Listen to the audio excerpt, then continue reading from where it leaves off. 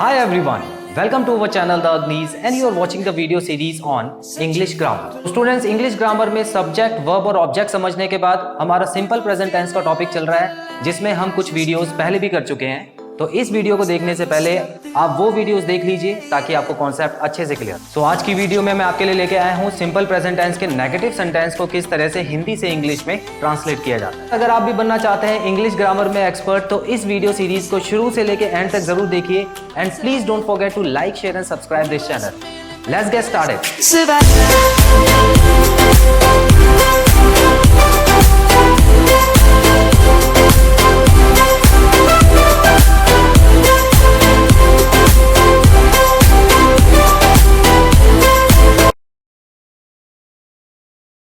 तो चलिए स्टूडेंट्स देखते हैं कि किस तरह से सिंपल प्रेजेंट टेंस के नेगेटिव सेंटेंसेस को ट्रांसलेट किया जाता है। यहां पर आप देख सकते हैं ट्रांसलेटिंग नेगेटिव सेंटेंसेस। तो आज जो हम बात करने वाले हैं वो है नेगेटिव सेंटेंसेस के बारे में। नेगेटिव सेंटेंस कौन से होते हैं? जिसमें नहीं वर्ड आता है, जिसमें कोई किसी काम को मना करता है तो उसको नेगेटिव सेंटेंसेस बोलते हैं। नेगेटिव सेंटेंस का जो फॉर्मूला होता है वो यहां पे आपके सामने लिखा है, आप देख सकते हैं। सब्जेक्ट सबसे पहले, उसके बाद डू या डज। अब यहां पर ये नई चीज है स्टूडेंट्स, आप देख सकते हैं डू डज में से कोई एक आता है, यहां पर स्लैश लगा हुआ है, इसका मतलब है कि इन दोनों में से कोई एक ही चूज करना है आपको। और इसको चूज करने का मेथड क्या है? प्लूरल और सिंगुलर, बिल्कुल वैसे ही जैसे हम पहले कर रहे थे। उसके बाद आता है नॉट। नॉट लगाना इसलिए जरूरी है क्योंकि यहां पर नेगेटिव सेंटेंस है और यहां पर आपको कुछ मना करना है, कोई ना कोई सेंटेंस में मना कर रहा हो।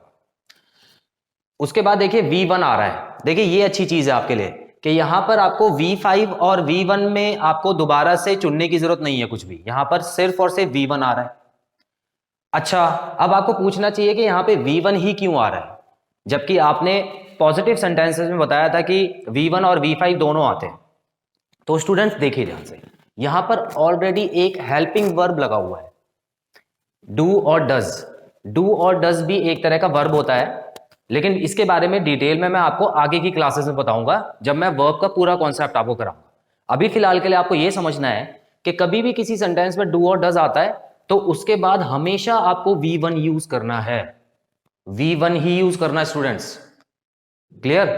कभी भी डू डज लगाने के बाद आप V5 या V2 कोई और वर्ब यूज मत करना, डू डज के बाद हमेशा V1 ही आता है, ये चीज याद रखिए पहले तो कोई भी सेंटेंस में डू डज अगर आ गया है तो याद रखना उसके पीछे V1 ही लगा होगा।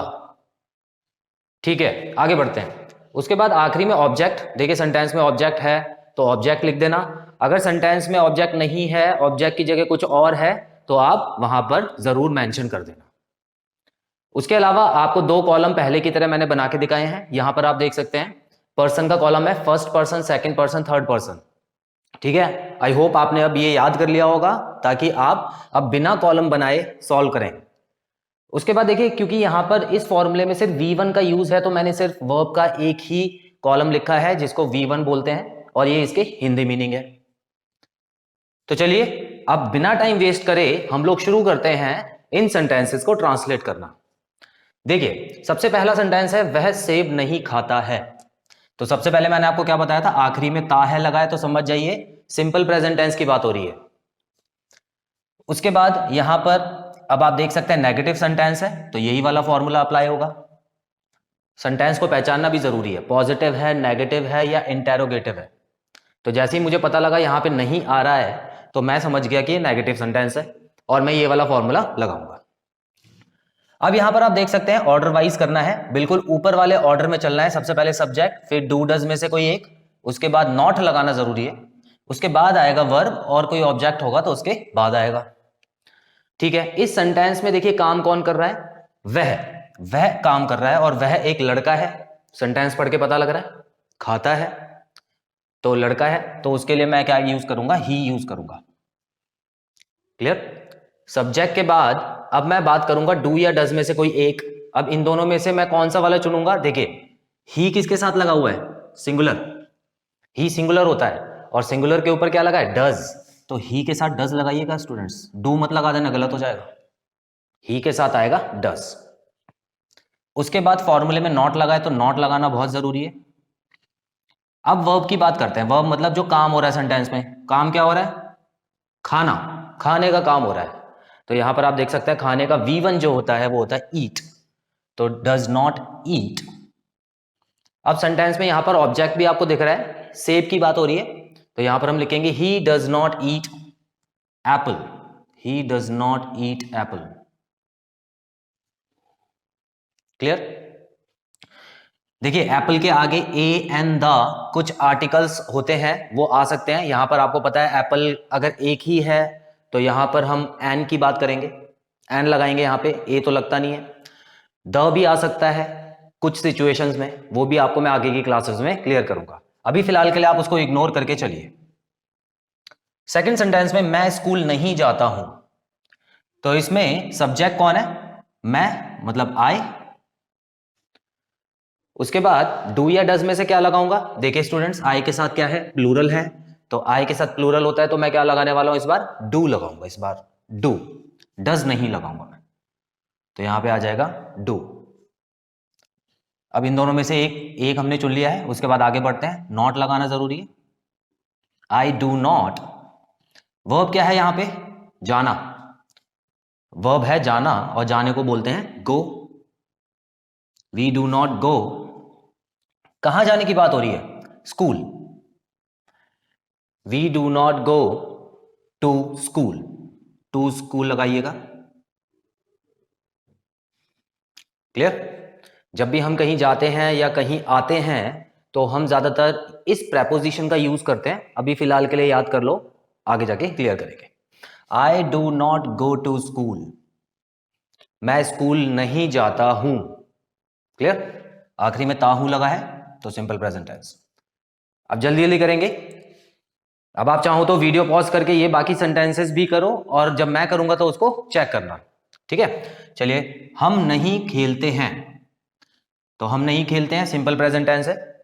हम की जगह आ जाएगा वी, और वी क्योंकि प्लूरल है तो प्लूरल के साथ आता है डू, वी डू। उसके बाद नॉट, वी डू नॉट। खेलना, खेलने को क्या बोलते हैं? Play, we do not play. अच्छा, अब इस सेंटेंस में देखिए कोई भी ऑब्जेक्ट नहीं है, देख सकते हैं आप। हम नहीं खेलते हैं में कोई भी ऑब्जेक्ट नहीं है, सो हम सीधा सीधा लिख देंगे वी डू नॉट प्ले। यहीं पे हमारा सेंटेंस खत्म हो जाएगा, इसमें ऑब्जेक्ट की जरूरत ही नहीं पड़ेगी। फोर्थ वाला करते हैं। वे यहां नहीं आते हैं, सो वे की जगह मैं लगाऊंगा दे। दे एक थर्ड पर्सन होता है, थर्ड पर्सन में आता है दे, और दे के साथ हमेशा प्लूरल लगाया जाता है। मैंने आपको बताया था पहले की क्लासेस में भी कि दे के साथ प्लूरल लगता है। अब यहां पर आप देख सकते हैं प्लूरल है तो डू आ जाएगा, they do not, they do not. आने को क्या बोलते हैं? Come, they do not come. यहां, यहां की इंग्लिश क्या होती है? Here, they do not come here. वह यहां, सॉरी वे यहां नहीं आते हैं। फिफ्थ सेंटेंसेस में देखेंगे स्टूडेंट्स, वह नहीं चलता है। देखिए यहां पे ब्रैकेट में पंखा लगा हुआ है, तो ये पंखा आपको बस बताने के लिए है कि ये जो सेंटेंस है ये पंखे के बारे में बनाया गया है, पंखे को ट्रांसलेट नहीं करना है आपको। क्लियर? तो हमको सिर्फ ट्रांसलेट करना है वह नहीं चलता है। क्लियर? तो यहां पर हम बात करेंगे, वह की जगह इस बार क्या आएगा? देखिए एक वस्तु के बारे में बात हो रही है, एक थिंग है ये, तो थिंग जब भी लगती है तो यहां पर ही शी नहीं आता है, ही शी नहीं आएगा, यहां पे इट का यूज कीजिएगा। तो यहां पर हम लिखेंगे इट। क्लियर? इट। अच्छा, सिंगुलर है क्योंकि एक ही पंखे के बारे में बात हो रही है, तो सिंगुलर है। देखिए यहां पर इट भी सिंगुलर के साथ लगा हुआ है, तो इसके साथ क्या आएगा? डज आएगा। It does not, it does not.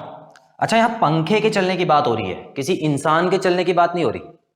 देखिए अगर इंसान चलता है या कोई जानवर चलता है तो हम क्या बोलते हैं? वॉक, वॉक पे चलते हैं, या ही इज वॉकिंग, ही वॉक्स, ऐसे करके बोलते हैं हम लोग, चलने को वॉक बोलते हैं। लेकिन जब भी कोई मशीन की बात होती है या किसी वस्तु की बात होती है तो वहां पे मूव लगता है, मूव। तो यहां पे इट डज नॉट मूव, तो ये पंखे के बारे में बात हुई। तो स्टूडेंट्स इस तरह से नेगेटिव सेंटेंसेस को ट्रांसलेट किया जाता है। जल्दी से आप इसका स्क्रीनशॉट लीजिए, उसके बाद हम आगे बढ़ेंगे। तो चलिए स्टूडेंट्स, कुछ और क्वेश्चंस लिखे हैं बोर्ड पे, देख लेते हैं उनको भी। 6th क्वेश्चन में लिखा है राहुल और मदन पुस्तक नहीं पढ़ते हैं। राहुल और मदन पुस्तक नहीं पढ़ते हैं। तो बिल्कुल ये सिंपल प्रेजेंट टेंस है और यहां पे नहीं लिखा हुआ है तो इसका मतलब है नेगेटिव है, नेगेटिव स्टेटमेंट है ये भी। और यहां पे दो लोग दिए हुए हैं, इस बार 2 पर्सन है स्टूडेंट्स। तो मैंने आपको बताया था राहुल और मदन ये दोनों ही थर्ड पर्सन हो गए। दोनों थर्ड पर्सन कैसे हैं, देखिए 2 और मोर नेम्स, जब भी 2 या 2 से ज्यादा नाम दिए होते हैं तो वो थर्ड पर्सन में आता है। क्लियर? तो थर्ड पर्सन में 2 नाम दिए हुए हैं तो इसका मतलब ये प्लूरल के हिसाब से हम यूज करेंगे इसको, प्लूरल के हिसाब से। क्लियर? तो यहां पर हम देखते हैं राहुल एंड मदन। राहुल एंड मदन, जब भी किसी का नाम लिखेंगे पहला जो लेटर है वो कैपिटल होना चाहिए, पहला लेटर कैपिटल होना चाहिए। राहुल एंड मदन सब्जेक्ट हो चुका है, देखिए ये दोनों सब्जेक्ट हो गए, ये दोनों मिला के सब्जेक्ट हो गया। उसके बाद डू या डज में से क्या लिखूं, डू लिखेंगे क्योंकि प्लूरल है। डू नॉट पढ़ते हैं। अब देखिए यहां पर पढ़ने का लिख देते हैं स्टूडेंट्स। देखिए पढ़ने का क्या होता है, ये मैं चेंज करना भूल गया, तो यहां पर जल्दी जल्दी लिख लेते हैं। अब आपको पता ही है सारी चीजें। पढ़ना, पढ़ने को क्या बोलते हैं, स्टडी। स्टडी, देखिए पढ़ने के 2 मतलब होते हैं, एक होता है स्टडी और एक होता है रीड। स्टडी और रीड में ये फर्क होता है कि स्टडी एक बड़ा कॉन्सेप्ट है। स्टडी में पढ़ना, सुनना और अगर आप कुछ लिख रहे हैं, राइटिंग, वो सारी स्टडी में आ जाती है। क्लियर? अगर आप बुक पढ़ रहे हो तो वो भी स्टडी होती है। अगर आप कुछ सुन रहे हो, कोई लेक्चर सुन रहे हो या कोई क्लास सुन रहे हो तो वो भी स्टडी में आ जाता है। और अगर आप कुछ लिख रहे हो, कोई नोट बना रहे हो तो वो भी स्टडी में आ जाता है। तो स्टडी एक बड़ा कॉन्सेप्ट हो गया। लेकिन रीडिंग जो होता है, रीडिंग का मतलब है सिर्फ आप रीड कर रहे हो, बुक को रीड कर रहे हो, लेटर को रीड कर रहे हो, कुछ भी जब आप रीड करते हो तो उसको हम बोलते हैं रीडिंग। तो बेसिकली इसके 2 मतलब होते हैं, लेकिन अभी फिलहाल सेंटेंस के हिसाब से बताओ कौन सा सही रहेगा। नहीं पढ़ते हैं, पढ़ते ही नहीं है दोनों, तो इसका मतलब कुछ नहीं कर रहे हैं, तो इसका मतलब यहां पे स्टडी आना चाहिए, स्टडी बेटर रहेगा ऑप्शन। क्लियर? तो Rahul and Madan do not study. Clear? Next पे आते हैं, तुम, मोहन और मैं गांव नहीं जाते हैं।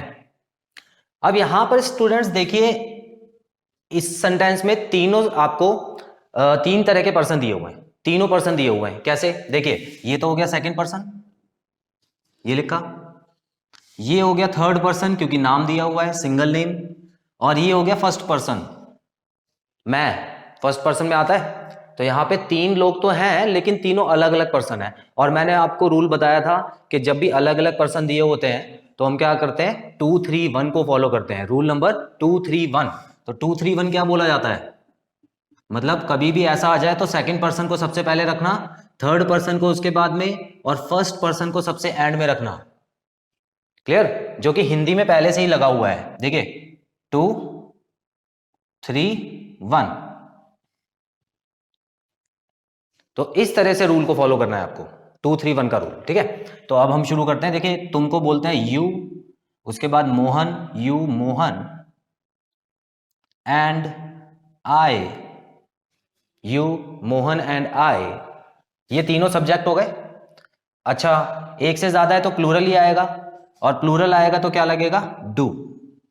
You Mohan and I do not, जाना, गो, जाने को क्या बोलते हैं, गो बोलते हैं। डू नॉट गो, कहां, गांव की बात हो रही है, go to village, go to village. Clear? तो फाइनल सेंटेंस क्या बन गया, you Mohan and I do not go to village. Next sentence पे आते हैं, वह सब्जी नहीं काटती है, वह सब्जी नहीं काटती है। तो यहां पर आप देखेंगे ती है लगा हुआ है तो सिंपल प्रेजेंट टेंस हो गया। और काटने को क्या बोलते हैं? काटने को क्या बोलते हैं स्टूडेंट्स? कट। बिल्कुल सही है। तो ये लड़की है, सेंटेंस पढ़ के पता लग रहा है कि लड़की है, तो यहां पे हम लगाएंगे शी, और शी के साथ क्या आना चाहिए? डू आएगा या डज आएगा?